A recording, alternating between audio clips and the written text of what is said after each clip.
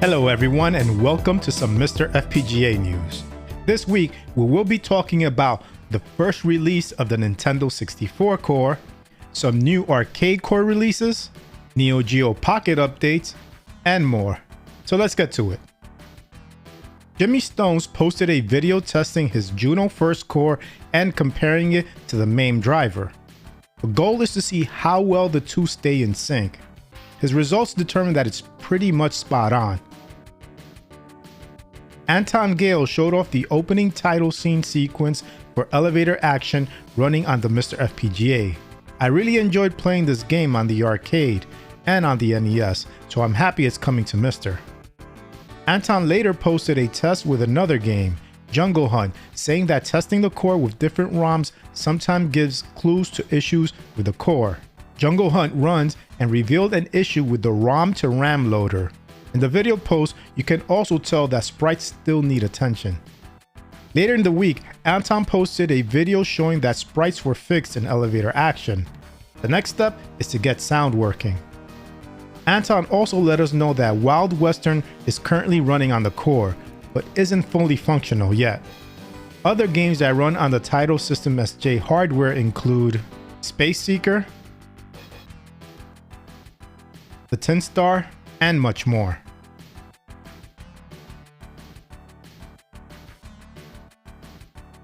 Hans Bayer posted a video showing that DDR3 memory is working on MiSTex. He's been working on this for the last couple of weeks. There were glitches, which Hans believed were due to the high number of wait states, but it turns out that the glitches were probably from something else writing in the scalar's address space. Hans moved the scalar up a couple of megabytes and the scalar now works without glitches. This is an important milestone because MiSTer makes extensive use of DDR3 memory. This should help with porting cores that make use of it. Last week, I also mistakenly mentioned that Hans was talking about porting the Nintendo 64 core to MiSTex because I believed him mentioning the Nintendo DS was a typo. But one of my viewers let me know that Robert already developed an unfinished core for the Nintendo DS on another FPGA board. So the mention of DS was not a typo. Also regarding this, Robert responded in my video comments saying, "Yes, this is what we talked about. I made the unfinished DS core back in 2020 on the Nexus video board, which is using the RTX 7200. Hans wanted to port it, and while the current state will be fine on any other board with RTX 7200 with either SDRAM or DDR2 3.4, this FPGA, while being much larger than the Cyclone 5 on MiSTer, is still a little bit too small to fit all the DS internal memories. So 3D is likely not going to happen or need some tricks. N64 on the other hand would be great on an RTX 200T board with dedicated DDR3 and SDRAM. So the 200T FPGA board will be great for an N64 core, but not for a DS core. The 200T is still a really expensive board, but for me, I'm not concerned with using more powerful FPGA boards yet. I feel it's more important for the MiSTex project to become stable and really like seeing the steady progress Hans is making. Hans also mentioned the boards he's planning to support with the PCB that he's designing. These are the QMTex RTX 100T, 200T, and Kintex 325T. The 100T has about the same logic elements as the DE10 Nano, the 200T has double, and the 325T has triple. Hans did also post a good deal on a 325T for under $200, but you should know that his MiSTex PCB will not be compatible with this specific 325T board. This one plugs over PCI Express and is probably better suited for developers. His PCB is being designed for QMTech boards. I feel that right now, the project is too early to invest in and we should wait until it's more mature. The Nintendo 64 core is showing its first signs of life in FPGA form. That's right, we are finally getting updates on the FPGA development and not the software emulator. That software emulator is still very important because Robert will be using it to help with the FPGA core.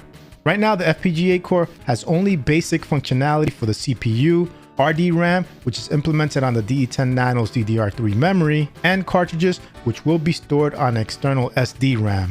All boot stages run fine, and we even see a Hello World program on the screenshot. Later in the week, Robert then posted a version of the Nintendo 64 core for download on Patreon. No games are playable yet.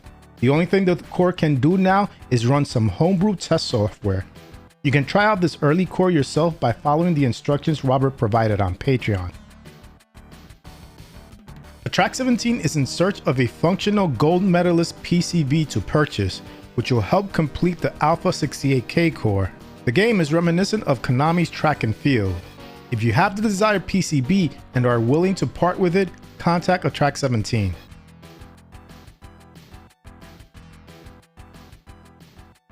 MDFourier tests were done on the IREM M92 hardware. If you don't know what MDFourier is, it's an open source software solution by Artemio created to compare audio signatures and generate a series of graphs that show how they differ. This is helpful for comparing audio from software emulators and FPGA cores to audio from original hardware.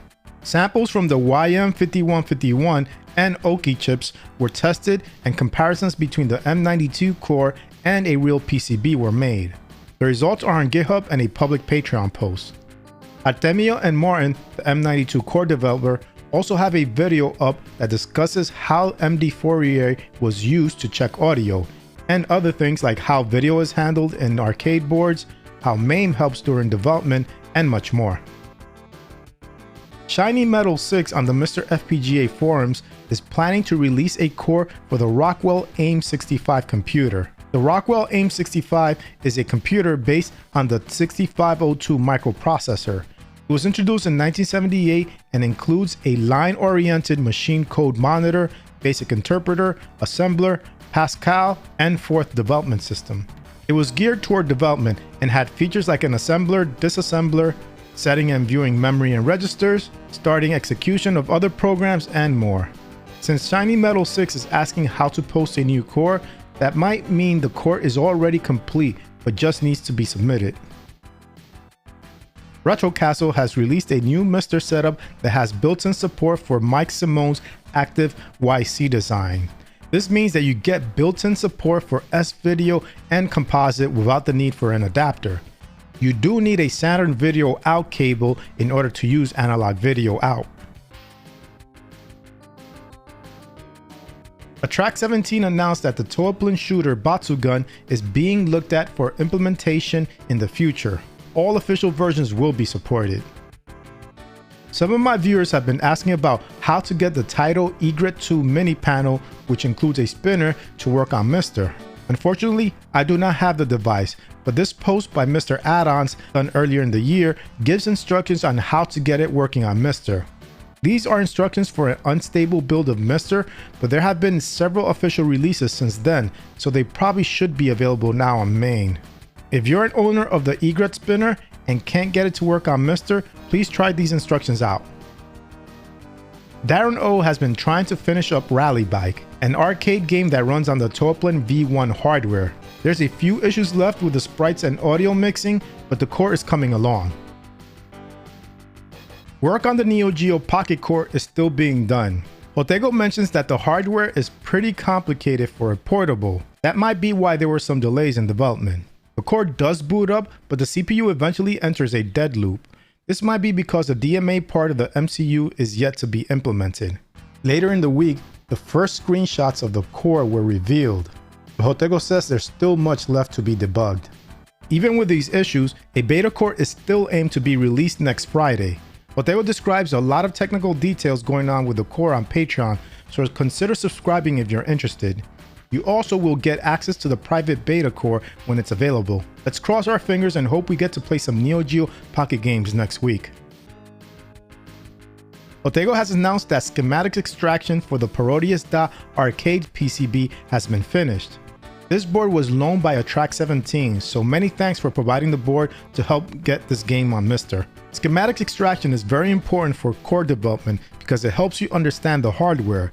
And with FPGA development, you are basically recreating the hardware, and the better documentation you have, the more accurate you can make a core. Darren O has released 2 new beta cores for some Toaplan V1 games. One of the games is Vimana, which is a vertically scrolling shooter. The other game is Same, another vertically scrolling shooter. This game was also known as Fireshark for Western audiences, but the localized Fireshark version has not been implemented yet. Enable the CoinOp collection database and update all to download these cores.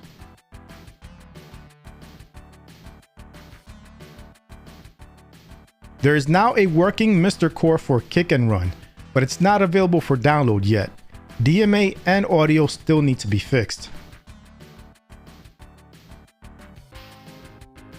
So that's it for this episode. I provided links to all my sources in the description. Make sure you also check out retrorgb.com to see my MiSTer news videos in blog form and to get more retro related content.